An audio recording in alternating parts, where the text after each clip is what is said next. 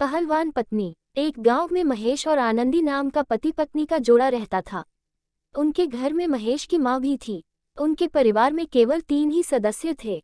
शुरुआती 1 साल में सब कुछ ठीक था, लेकिन धीरे धीरे सब कुछ बिगड़ने लगा।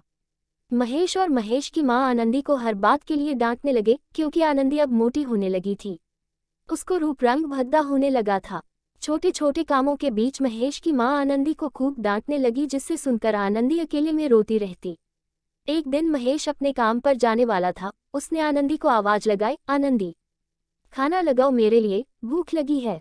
महेश और महेश की माँ दोनों टेबल पर बैठ जाते हैं और खाने का इंतजार करने लगते हैं। आनंदी को खाना ले जाने में थोड़ी देर हो जाती है, तो महेश और महेश की माँ दोनों कहते हैं, खाना लाने में इतना समय, वहां से यहाँ तक आने में तुमने सारी पूड़ियों को ठंडा कर दिया। अब इन्हें कैसे खाऊं? आनंदी उन दोनों की बातों को सर झुकाए सुनती रहती है और कुछ नहीं कहती। इतने में महेश आनंदी से कहता है, अब खड़ी खड़ी मेरी शक्ल क्या देख रही हो, जाकर सब्जी लेकर आओ। आनंदी थोड़ी देर में सब्जी लेकर आती है। सभी लोग खाना खाकर अपने अपने काम पर लग जाते हैं। महेश की माँ सोफे पर बैठी हुई होती है, तभी पड़ोस की एक बूढ़ी औरत उनके घर आती है। वो कहती है, लक्ष्मी, तेरा बेटा तो एकदम हीरो है, लेकिन तेरी बहू एकदम मोटी और बदसूरत। इस पर महेश की माँ जवाब देते हुए कहती है, हाँ, सही कहा तुमने, लेकिन अब कर भी क्या सकते हैं। उन दोनों की सारी बातें आनंदी छुपकर सुन रही थी। वे दोनों आपस में बात करते हैं कि ऐसी बहू को तो समाज में भी नहीं ले जा सकते, लोग हंसेंगे इसे देखकर। अब आनंदी का सब्र का बांध टूट चुका था। वो बाहर आती है और उन दोनों से कहती है, माँ जी, मैं इस घर को छोड़कर जा रही हूँ। इस पर महेश की माँ कहती है, कहाँ जाओगी? आनंद कहती है, कहीं भी चली जाऊंगी। वैसे भी तुम्हें मेरे मोटेपन से बहुत ज्यादा समस्या है, तो मैं इस घर को छोड़कर चली जाती हूँ। आनंदी उसी वक्त घर से बाहर निकल जाती है। ये देखकर पड़ोस की औरत कहती है, सही है, चली गई। तुम्हारे बेटे के सर से एक बला टल गई।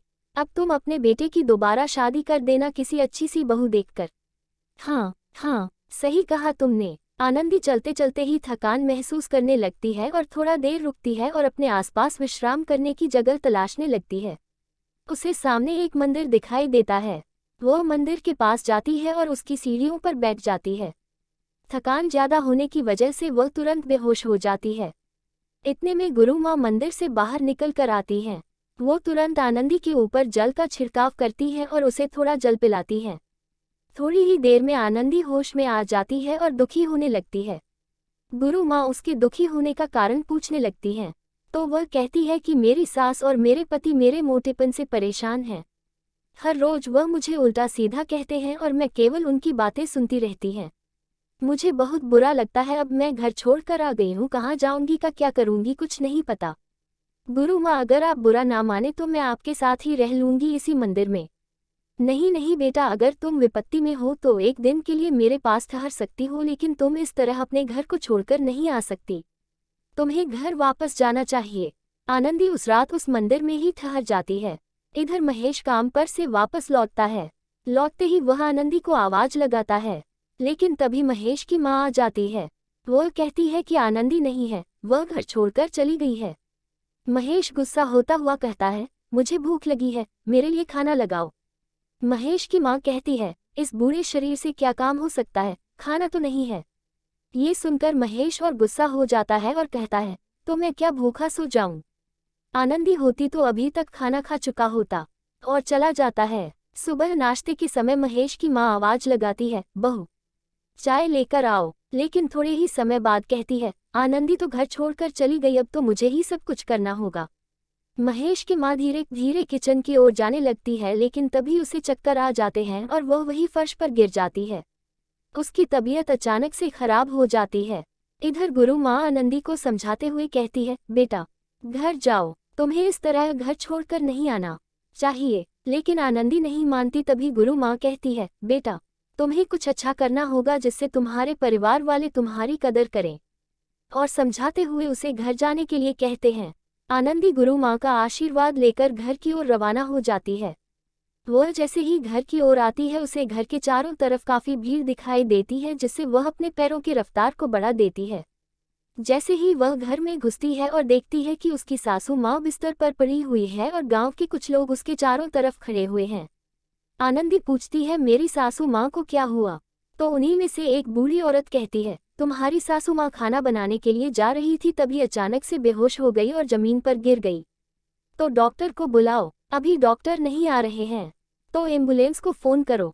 आसपास के सभी हॉस्पिटल में एम्बुलेंस को कॉल किया है, लेकिन कोई भी खाली नहीं है।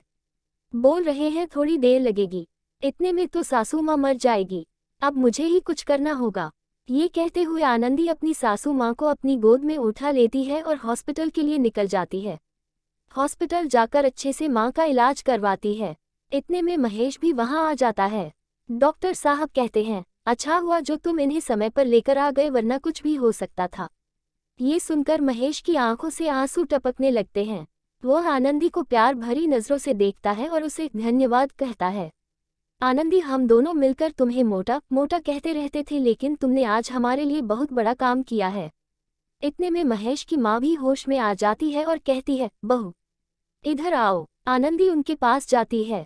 महेश की माँ कहती है, बेटा मैंने ना जाने तुमसे कितना उल्टा सीधा कहा है, लेकिन कभी भी तुमने उसका जवाब नहीं दिया, और आज तो तुमने अपनी जान पर खेलकर मेरी जान बचाई है।